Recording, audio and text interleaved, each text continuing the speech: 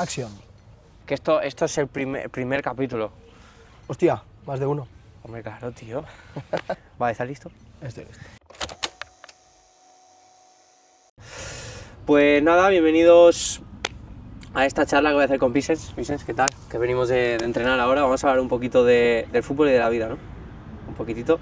Y sinceramente, lo estamos hablando ahora que tampoco sabemos de qué vamos a hablar exactamente. No.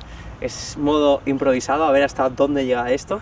Pero bueno, creo que Vicens tiene muchas cosas que explicar acerca del fútbol, tanto a nivel, obviamente, rendimiento como también formativo. Entonces, para quien no te conozca, si puedes hacer una breve presentación de quién eres y por qué el fútbol es tu pasión. Yo solo conozco mi vida a través del fútbol. O sea, no se me para, no me puedo llegar a pensar el no tener el fútbol en mi vida. O sea, ya sea modo jugador, como he jugado desde los 3 o 4 años, hasta que con 16 me puse a entrenar porque es mi pasión. Y tengo 36 y voy de los 16 años entrenando. Y yo creo que ahora mismo en mi etapa de la vida siempre voy a estar ligado al fútbol porque creo que es lo más grande que tengo en mi vida, es el fútbol. A mí me gustaría empezar sobre todo con tema de etapa formativa, sobre todo lo que viene siendo el fútbol base. ¿Cuánto de importante crees tú que un entrenador puede impactar sobre todo en la vida, no solo del niño en ese año, sino a futuro? Es decir, tú tener un entrenador, yo por ejemplo he tenido entrenadores que me han marcado mucho más que otros, incluso algunos que a lo mejor me han potenciado mucho más y han hecho que yo fuera, porque yo hace tiempo que no juego a fútbol, pero que fuera el jugador que soy. Entonces, ¿tú qué crees que es más importante, por ejemplo, el talento de un jugador que sea innato o la formación que le puedan dar los entrenadores a lo largo de su carrera deportiva de pequeño? A ver, el talento es importantísimo. O sea, el talento es, como has dicho, es innato y eso se tiene o no se tiene, pero claro que el jugador puede mejorar un montón de aspectos, tanto individuales como colectivos.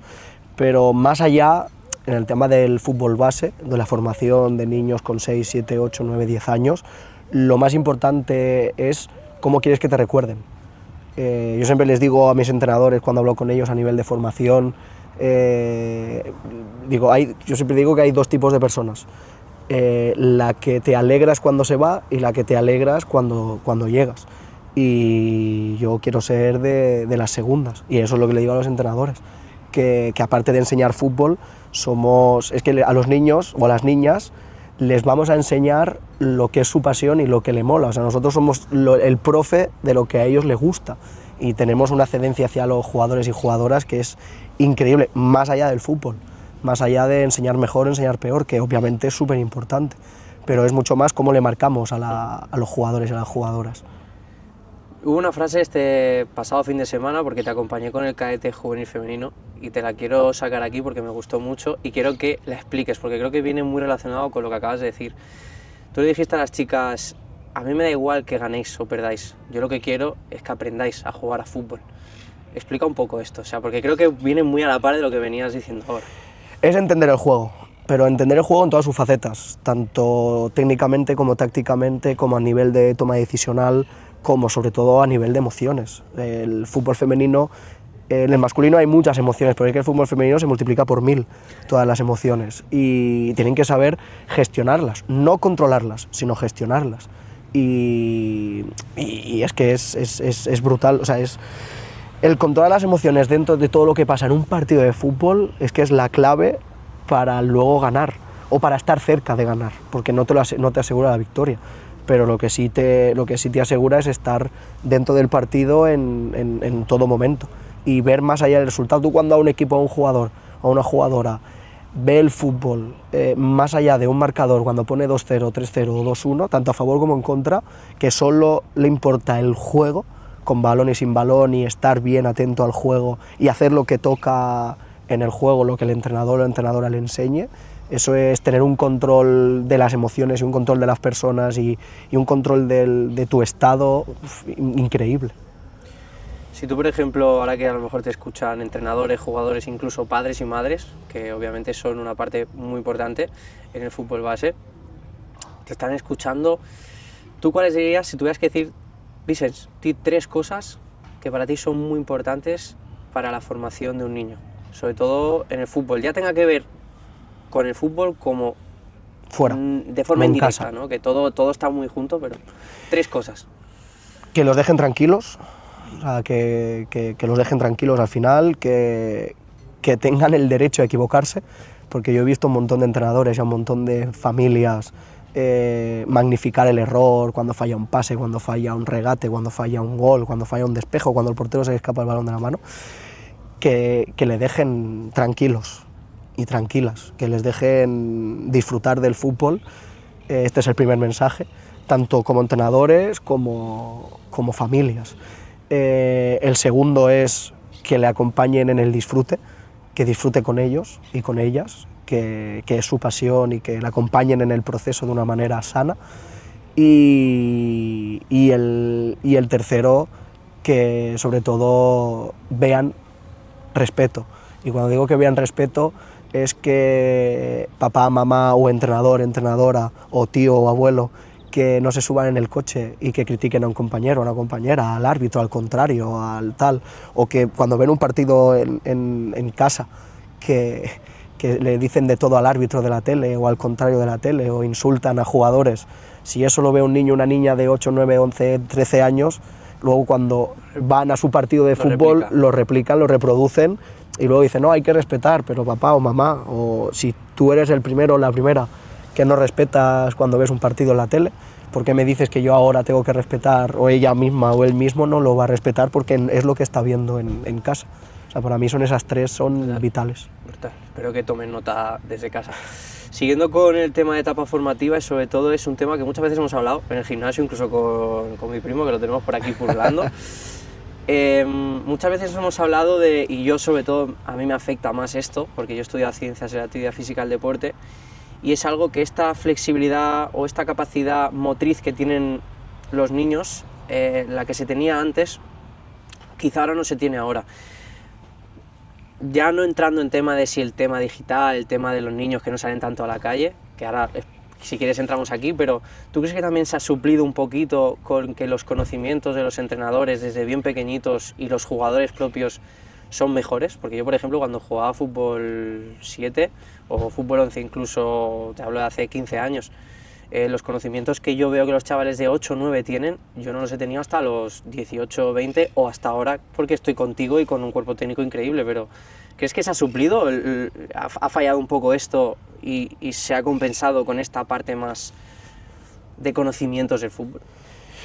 Nosotros, o yo en mis equipos, o cuando lo que hemos hablado antes, que hablo con los entrenadores y entrenadoras, la táctica está al servicio del talento del jugador. O sea, no puedes cortar las alas al jugador o a la jugadora imaginativo. Si él ve que tiene que tirar un caño, hay que darle las situaciones del juego para que tire ese caño, ese 1 contra 1 o esa situación de ventaja.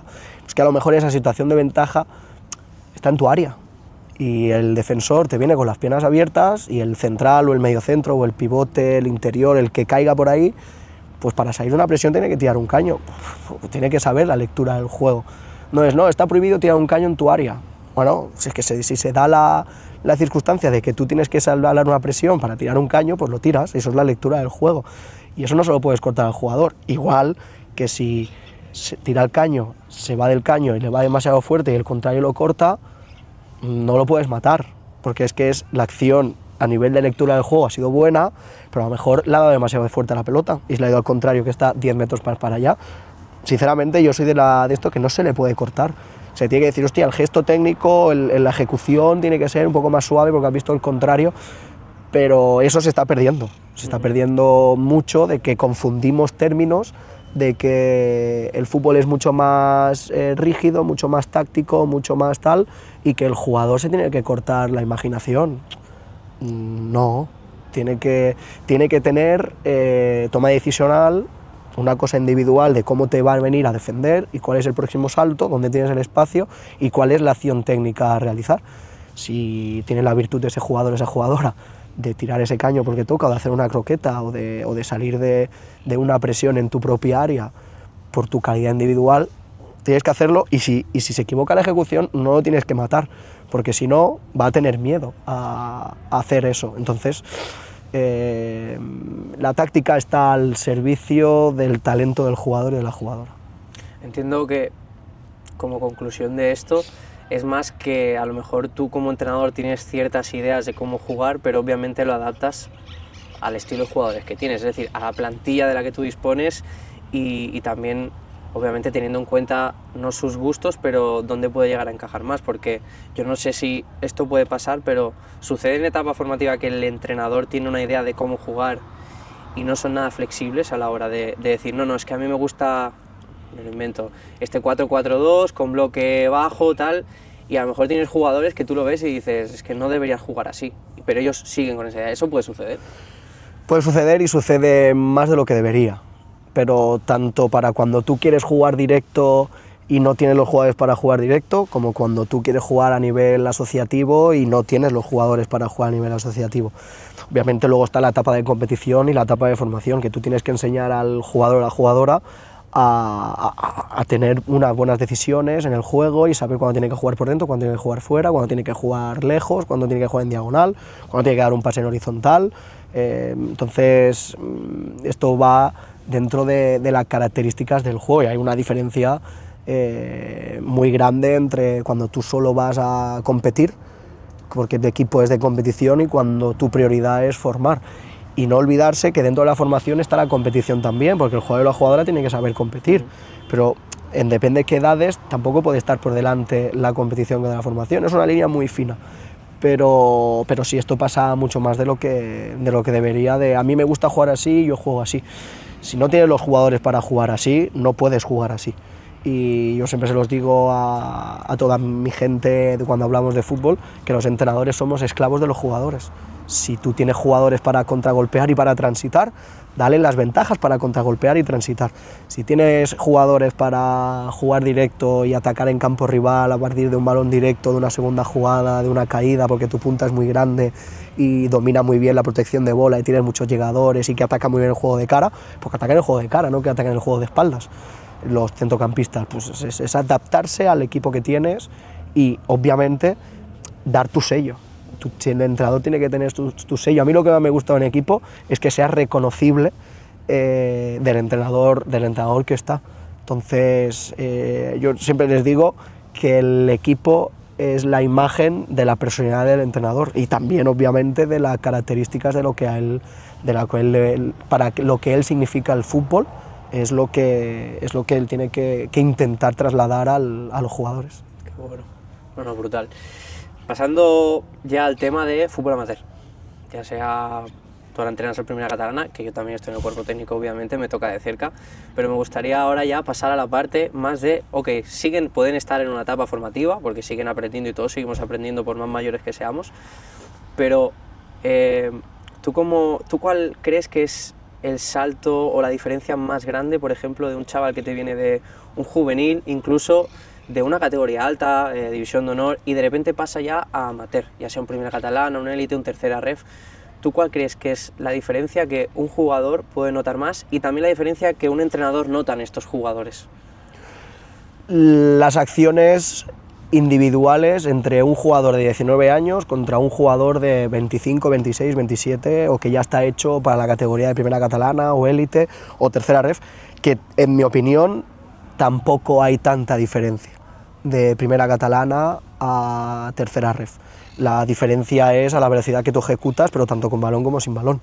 Pero de los jóvenes a los más veteranos o a los que más partidos llevan en amateur, en Primera Catalana o en la categoría que sea, es en los pequeños detalles a nivel individual, ese pequeño empujón para ganarte el espacio sin hacer falta, ese pequeño cómo corpeo yo al jugador para ganarme el espacio, todas esas cosas a nivel que te lo dan los partidos, a nivel como se habla de veteranía. Al final la veteranía son acciones que a ti te han hecho previamente cuando tú tenías 18 o 19 años. Entonces, ese jugador joven tiene que jugar para coger lo más rápido posible todas estas acciones del otro fútbol que hablamos siempre, muchas semanas en los partidos, de los jugadores más veteranos. El joven tiene que jugar y tiene que verlo y tiene que experimentarlo, y contra más minutos juegue, más partidos juegue, más rápido lo va a coger. Algunos lo cogen en 6 meses, otros en 3, otros en 4, otros en 5 años. Al final son experiencias que suceden en 90 minutos de partido y en los entrenos. Y por eso, lamentablemente, muchos entrenadores no confían en la gente joven, porque tienes el director deportivo de arriba que te dice resultados ya y tienes que pagar un peaje con esta gente joven. Pero tú tienes que ayudar a que esa gente joven, a través de acciones micro, a través de acciones individuales, de recortes, diga, hostia, en esta acción te ha puesto el cuerpo, pues adelántate, pon tú así el cuerpo, pon tú así el brazo, pon tú así tal, el cuerpo, baja la halter inferior, un montón de cosas, o gánate antes el espacio, o hay un montón de acciones que este año nuestros centrales ya tienen pues 22, 23, 24 años, y llevamos una temporada y media que es la acción a nivel micro de cortar una carrera del punta. ¿Cuántas broncas le echaba a nuestros centrales porque no cortaban nunca la carrera del punta? Y digo, tío, que eso es una acción de que un jugador va a correr y que el central se cruce para cortar una carrera, para ralentizar la acción y que la pelota le llegue al otro central o al portero, al otro lateral, o que los jugadores de lejos lleguen a la ayuda a la segunda jugada. Pues son estas acciones de lectura del juego del otro fútbol, por llamarlo de alguna manera, que son minutos y son experiencias y son vivencias al final. Supongo que también un jugador, a medida que coge más experiencia, como es lógico, a lo mejor físicamente no es tan superior como un chaval de 19, 20 años, pero obviamente este bagaje y esta visión y esta anticipación, esta capacidad de anticipación, pues hace que compensen toda esta parte física, porque al fin y al cabo un chaval de 19, 20 años, todos sabemos que, a no ser que alguien se haya cuidado mucho hasta los 20, bueno, nosotros tenemos, voy a decir nombre, que Chupi, que es pero el tío está como un bicharraco, es el que más corre. Pero porque tiene la ilusión de un Exacto. chaval de 18, 19 años. Claro, eso, mira, hablemos de eso también, porque, claro, obviamente tú puedes tener todas las habilidades trabajadas, innatas, muchas, digamos, capacidades para resolver grandes problemas en momentos del juego muy complicados, que seas ese jugador que marca la diferencia, pero ¿tú qué prefieres? ¿Un jugador de este estilo o un jugador que quizá no es tan deslumbrante, pero a nivel mental sí que tira todo el equipo hacia adelante? Obviamente los dos perfiles son importantes, creo yo, y si es un 2 en 1, si el chaval lo tiene todo junto, ¿no? Que hay gente que es así, pero ¿qué crees que es más importante en la competición? Sobre todo en momentos duros. Estos dos perfiles que hablas son necesarios para un equipo. Si yo tuviera que quedarme con uno, obviamente me quedaría con el que tiene 34 o 35 años y va a entrenar y va a los partidos como la ilusión de un chaval de 18 o 19. Pero rectifico, como la ilusión de un chaval de 18 o 19 años de antes, no de ahora, porque las generaciones han cambiado una barbaridad. Lo quieren todo ya, rápido y para ayer. Exacto, o sea, ha cambiado una barbaridad, y con 18 o 19 años se piensa que lo saben todo y que son mejores que ese que tiene 25 o 26, y no es así, y se piensan que saben más o que son mejores de lo que verdaderamente son, pero a la vez tienen que tener desparpajo para tirar la puerta abajo. Entonces es tener un poco de todo en todo, tanto personalmente como en el equipo. O sea, a mí me encantan los jugadores fríos, pero para tener un jugador frío tienes que comprar el pack entero. Si tú tienes un jugador frío, en situaciones te va a dar la vida el tener un jugador frío, y en depende de qué situaciones ese jugador frío lo matarías. Tienes que comprar el pack entero y tienes que convencerle que a lo mejor en ese momento, en ese estado, en ese momento del partido, no se necesita ese jugador frío, o que tiene que hacer cosas diferentes ese jugador frío en depende de qué situaciones del juego. Y eso al final va el convencer al jugador. Hablando ya de un tema más cercano, sí, dame agua. Aquí no cortamos nada, no pasa nada. Gracias, primo. Ahora se me da la pregunta. Bueno, sí. Algo más cercano que te toca, obviamente, como entrenador. Hablemos un poquito de gestionar un vestuario. No vamos a entrar en algo específico, pero el tema de los egos. Está el ego entre ellos, el ego entre el vestuario, el de los propios jugadores, y luego está el ego que puede tener el jugador a la hora de la corrección del entrenador, o de la charla a nivel táctica o técnica, o una corrección individual o colectiva que puede tener el entrenador hacia el jugador. El el único poder, el poder más grande que tiene el entrenador hacia los jugadores es sacarle defecto. Si tú le sacas defecto al jugador y tú lo mejoras, sabe que contigo va a ser mejor jugador. Entonces te va a escuchar y te va a atender. Y muy importante, que se sienta escuchado. Que no, porque luego dirá, sí, sabe mucho y tiene mucho conocimiento, pero es un capullo, porque solo importa lo suyo y su ego es tan desmesurado que ni me escucha. Y tú tienes que escuchar al jugador cuando tú le vas a hacer una corrección o cuando tú le vas a corregir. No tienes que tener miedo a que él te rebata, porque eso es el verdadero liderazgo. El verdadero liderazgo es no imponer, sino ganarlo. Entonces, si tú escuchas al jugador porque él te va a rebatir, que nos ha pasado un montón de veces con los jugadores, que tú le hemos dado una corrección, le hemos dado una ventaja al final, que el juego, la situación de ventaja está ahí, y a la media parte, hostia, pues no, tal, no sé qué, o bueno, pues lo veis así, pues hacerlo, a ver qué tal, y al final es sentirse escuchado. Si él ve que bueno, que al final su solución también puede tener razón, pero si él ve que estás por encima, por alguna manera, pero a la vez es de igual a igual, tú al jugador te lo ganas a través de entrenador al jugador, y luego controlar el ego entre ellos es más complicado, porque ya no depende de ti, porque está tu ego, que tú puedes bajarlo hacia él, o tú sabes cómo reaccionar, o como hemos hablado antes, de controlar esa emoción del ego. Tú no puedes controlar las emociones de los demás entre ellos, entonces ahí importa mucho la calidad de persona a nivel que hay en el vestuario, o la ascendencia que tú puedes tener hacia las personas, de decirle, oye tío, que ahí con tu compañero, con X jugador o X jugadora, te has equivocado, no puedes hacer esta acción. Esta semana pasada hubo una acción de ego, tenemos dos grandes lanzadores de faltas, que son el Alex Prado y el Dani Barrera. Tienen uno es zurdo y otro es diestro, y son dos lanzadores de faltas brutales, tienen dos pies increíbles. Hubo una falta a pie natural encima de esta portería, y yo cuando jugaba yo chutaba todas las faltas, y yo lo primero que hago cuando el portero va a colocar la barrera, miro, y en la falta anterior el portero no dejó un jugador de más de barrera, dejó a la altura de la barrera. Entonces se acercó precisamente el Chupi y les dije, dile al Prado y al Dani que la falta esa de derecha, que en vez de apenas cambiada de zurdo, es de diestro, que la tiene por fuera, pero que coja al Dani, que haga el amago, que se ponga los dos y que haga el amago como para golpear, para que el portero dé un paso para el palo largo, porque era un golpeo de zurdo a lo mejor por el palo del portero, para que dé un pasito, para que chute el diestro por fuera de la barrera. A la media parte, los dos se estaban, no discutiendo, pero se estaban recriminando que esa falta es de zurdo, que esa era mía, que es de zurdo, que no sé qué. Entonces ahí intervine y le dije, digo, no, Dani, tío, digo, tal como ha puesto la barrera, la primera falta que has chutado, que ha puesto la barrera, digo, la ha puesto para proteger un zurdo, no para proteger uno de pierna natural para ir por fuera de la barrera. Digo, y yo se acerca el Chupi y le he dicho, digo, no, esa falta es de Prado, digo, igual que si va por el otro lado, si se pone un zurdo en diestro, también puede ser por fuera. Pero ahí el portero ya tiene la duda, que la falta la chutó el Prado y la paró el portero, pero la chutó el Prado con el Dani Barrera enfadado sin hacer el amago de chutar. Entonces, yo le dije, digo, si hubiera dado el paso, el portero a lo mejor se hubiera vencido, digo, o no, pero se hubiera vencido para allá, digo, y a lo mejor hubiéramos marcado gol, digo, y les dije, que yo no soy vuestro enemigo, que yo quiero lo mejor para vosotros. Digo, lo mejor para vosotros es lo mejor para el equipo.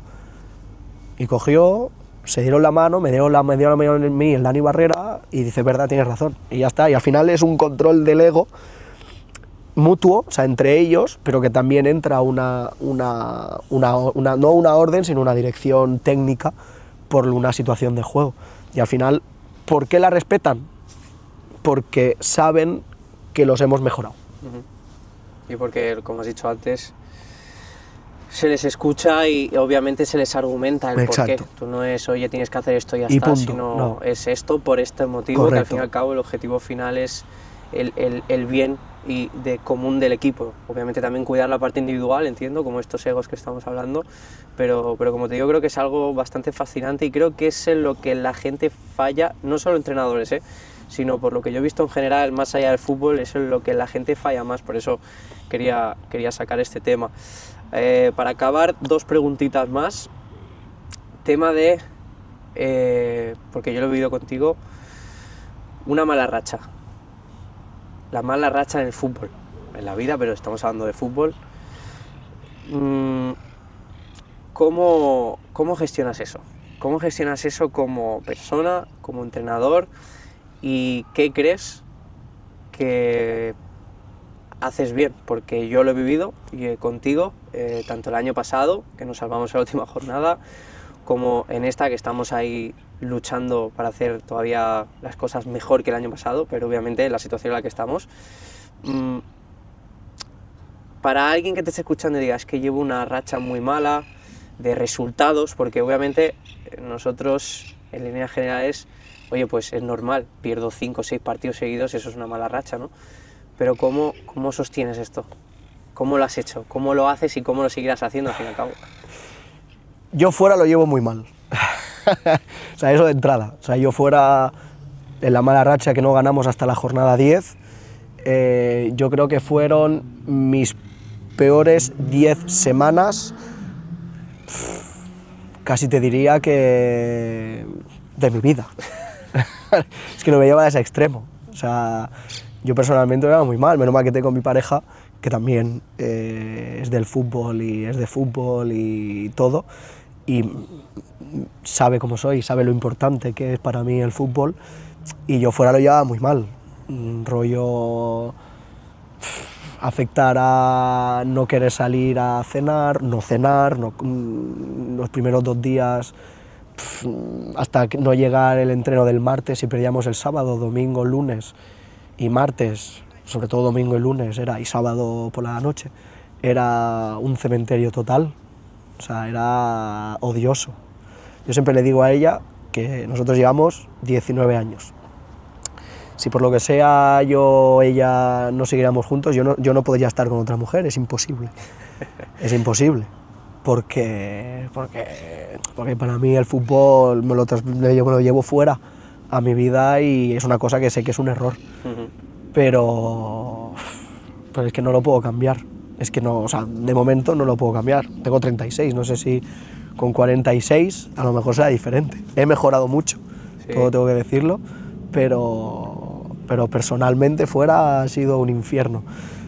Pero ese infierno no lo trasladaba adentro, no lo trasladaba adentro. Espera, que tenemos aquí una intervención de una compañera, no pasa nada, luego lo cortamos.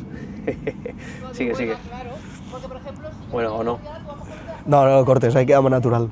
Queda más natural. El del teléfono se va a quedar sordo por eso. Si ha dicho algo jodido que no podía decirse, se ha enterado todo el mundo. Entonces, no lo trasladaba de fuera para adentro. Dentro del campo, con ellos, al final los entrenadores tenemos que ser actores, continuamente, y buenos actores, al final. Pero es ser natural, o sea, es acompañarlos, es entenderlos. Tú tienes que entender a los jugadores. Tú no tienes que poner por encima el cómo están ellos al cómo estás tú. ¿Qué siente el jugador? Al final el jugador es el que corre, es el que lucha, es el que mete el gol, el que falla, el que hace un despeje, el que el portero salva un punto, el que el central salva un gol. Al final los que más culpables, entre comillas, se sienten son ellos, porque son los que juegan. Y el fútbol es de los futbolistas, y tú tienes que entender al jugador. No puedes poner por encima lo que tú sientes o lo que sientes fuera, dentro del campo. Tú tienes que entenderlos. Eso es el primer paso, entender al futbolista y dar con la tecla, que es muy complicado. O sea, estas 2 cosas es muy complicado, dar con la tecla. Y como ellos te tienen que ver, es seguro de ti mismo y seguro de ellos. Eso es lo que no puede fallar. O sea, ellos te tienen que ver que lo que hacemos cada semana es lo que toca para ganar, y estar convencido que es lo que hay que hacer para ganar. Y ellos tienen que ver seguridad, y no te pueden ver tener dudas, porque si tú tienes dudas, las dudas se las pasas al campo. Y nosotros, todo el cuerpo técnico, creo que hemos estado muy convencidos que era la línea a seguir, sin poner por encima nuestro ego, sino entender al futbolista. A mí me vino un jugador bastante importante dentro del vestuario, que es el Adri Prado, y me dijo que el sentir del vestuario era que estaban demasiado presionados a la hora de que teníamos que dar ese balón ahí, y que tenían ese miedo, entre comillas, de lo marcado y de lo trabajado y de quizá a lo mejor del conocimiento, de que tenían como demasiada presión a la hora en el juego, de que el modelo del juego era este y había que seguir esto. Entonces lo hicimos diferente, de diferente manera a la hora de comunicarnos con ellos. ¿Cómo? Dándoles situaciones micro en el entreno y que ellos por ellos mismos vieran que era la mejor solución, que la mejor solución era esta, pero sin presionarles tanto. Entonces, eso sí que es verdad, tú tienes que escuchar al jugador, porque el jugador es el que siente. Y tú muchas veces das un mensaje, pero no sabes cómo le llega a ellos. Entonces tú, por eso es tan importante que tú escuches cómo le ha llegado a ellos, porque tú puedes dar un mensaje con una intención, pero verdaderamente no es la intención que tú buscabas lo que le ha llegado a ellos. Entonces por eso es tan importante escucharlos, el qué le ha llegado a ellos. Entonces a partir de ahí rectificar, pero tener seguridad en lo planteado siempre. Tener un plan y al fin y al cabo seguirlo y adaptarte, como comentabas ahora. Les digo que el mejor plan B es mejorar el plan A. Qué bueno, brutal. Y ya para acabar, me gustaría saber un poquito, obviamente yo lo veo aquí, pero ¿tú cómo crees que es la mejor manera de organizar, por ejemplo, una semana? Puedes explicar lo que hacemos aquí, obviamente, pero aquí entramos martes, jueves, viernes y luego partido sábado y domingo. Pero ¿tú cómo estructuras la semana más o menos? Pues estas acciones micro que me has comentado, hacer ABP, cuándo hacerlo, ¿tú cómo más o menos, cómo lo organizáis? Nosotros, para mí el mejor día de entreno es el martes, que parece una tontería, pero es el martes. ¿Pero por qué? Porque el grupo se divide en dos, unos cuantos te los llevas tú a hacer la preparación física específica con los jugadores, y yo me quedo con un grupo reducido de jugadores. Para mí es el mejor día, ¿por qué? Porque hago un montón de acciones micro, y a mí las acciones micro en el juego me encantan, y para mí el martes es el mejor día de entreno por eso, porque es juntar lo que vamos a hacer, tanto ofensivo o defensivo, da igual lo que toque, el lado derecho con el lado izquierdo con el lado frontal. Y entonces el jueves los juntamos todos, pero el martes es qué vamos a hacer por derecha, qué vamos a hacer por izquierda y qué vamos a hacer por dentro, porque todo tiene una relación, pero está separado entre sí. Claro que tiene importancia lo que ocurre donde está el balón si está en el lado derecho, pero es que para que esté en el lado derecho y el balón está en el lado derecho, en el lado izquierdo tienen que tener unas directrices para que lo que suceda tiene importancia lo que pasa aquí, pero tiene ascendencia lo que pasa en el otro lado. Entonces, el jugador tiene que saber que a lo mejor le toca estar esperando ahí abierto sin tocar el balón, porque la pelota está aquí y está haciendo que el espacio allá adentro para luego él aprovecharse de un cambio de orientación, o una picada a la espalda, o un desmarque circular del jugador, tanto por dentro como por fuera. Y eso lo hacemos el martes, tanto ofensivamente como hemos hablado ahora, o defensivamente. El cómo defender un juego directo. Esta semana, por ejemplo, la semana del 25 de septiembre, ellos jugaban mucho a juego directo, tenían 3 jugadores que picaban la espalda y un jugador que estaba bien de referencia arriba que venía a buscar para peinar. Ese jugador, a lo mejor dirán, nos escucha algún entrenador y dice, hostia, los 4 de atrás no le saltaba a ninguno, se quedaba bajando la profundidad, defendiendo la profundidad. El que defendía a ese jugador era el pivote y no le defendía por detrás, que dice, siempre tienes que defender por detrás. ¿En qué situación tienes que defender por detrás? Eso se decía hacía 40 o 50 años, tú hay situaciones que tienes que defender por delante. Y el pivote defendía al jugador llegador por delante. Y no es la primera vez que lo hemos hecho, lo hicimos contra el Martinenc, con su punta, el año pasado, que está ahora con el Hadji, que está ahora en la Igualada, que él dejaba de cara a los jugadores buenos y nutría a los jugadores buenos, llegadores, interiores, etcétera, etcétera.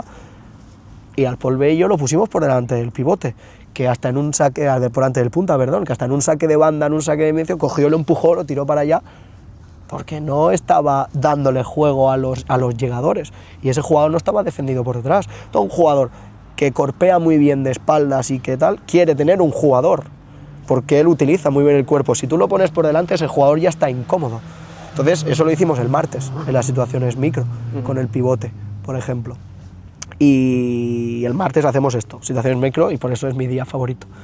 El jueves, como hemos dicho, hacemos todo juego real, que es el día de más desgaste, que es el que metemos todo el juego posicional, lo que vamos a hacer con balón y sin balón, y juntamos lado derecho, lado izquierdo y juego frontal, tanto ofensivo como defensivo. Y el viernes, si jugamos sábado, pues volvemos otra vez a situaciones micro de poco desgaste, con jugadores en postas dobladas o en situaciones dobladas, más que postas no, sino en posiciones dobladas, para que hagan 2-3 minutos intensos o 4 minutos intensos y luego descansen y luego meto otra vez, sobre todo si jugamos sábado. Y volvemos otra vez a las situaciones micro defensivas o ofensivas, más bien ofensivas, y al viernes, porque el jueves hemos hecho la gran mayor a nivel defensivo, a nivel de juego colectivo, más el martes, y hacemos ABP, que eso se encarga tanto el Xavi como el Malolo como el Roc. Ellos se llevan a los jugadores de ABP, tanto ofensivo y defensivo, y yo me quedo haciendo las acciones micro. Cuando tengo a los ofensivos, pues hago ofensivas de lo que hemos hecho el martes, el viernes, en diferentes tareas. Y luego, pues cuando me toca tener a otros jugadores, pues cambio la acción micro. Pero así es como hacemos la semana de entreno. Y el jueves hacemos vídeo, más que normalmente el miércoles o jueves tienen un informe del contrario y de lo que vamos a hacer. Y así hacemos la semana. Trabajo jornada completa prácticamente. Sí. O más, incluso. O más de 8 horas, más. Es una pasión, sí. Pues nada, ostras, no sé si tienes algo más que comentar, pero por mi parte la verdad que ha sido, yo creo que a más de uno le habrá gustado algunas cosillas, porque han salido como pequeños insights súper chulos, que a ver si mi primo utiliza para las redes sociales por aquí, porque creo que han salido frases muy chulas. Y a partir de aquí, pues obviamente ha sido como la primera vez que hacíamos esto, ha sido ideas más generales. La idea que estábamos comentando con Vicens, no solo con Vicens, si viene más gente del mundo del fútbol, pero hablar de cosas más específicas, ¿no? Al fin y al cabo, lo que hemos hecho, y esto a modo ya de anécdota, es cuando acabamos de entrenar los tres, vamos a tomar un café y hablamos de fútbol. Vicens siempre saca el móvil y dice, mira esto, mira lo que han hecho tal, porque esto tal, y dijimos, oye, pues vamos a grabar esto porque creo que a la gente, a entrenadores, jugadores, sobre todo el mundo del fútbol, le va a gustar. Así que nada, nos vemos en el siguiente capítulo que grabemos, que ya hablaremos de algo más específico, en concreto que ya llegaremos a un acuerdo a ver qué hablar, porque al fin y al cabo vas a hablar tú, yo no tengo ni idea. Y nada, tío, muchísimas gracias. Hombre, no, a vosotros. Y este fin de ganar. Sin duda. Sin duda.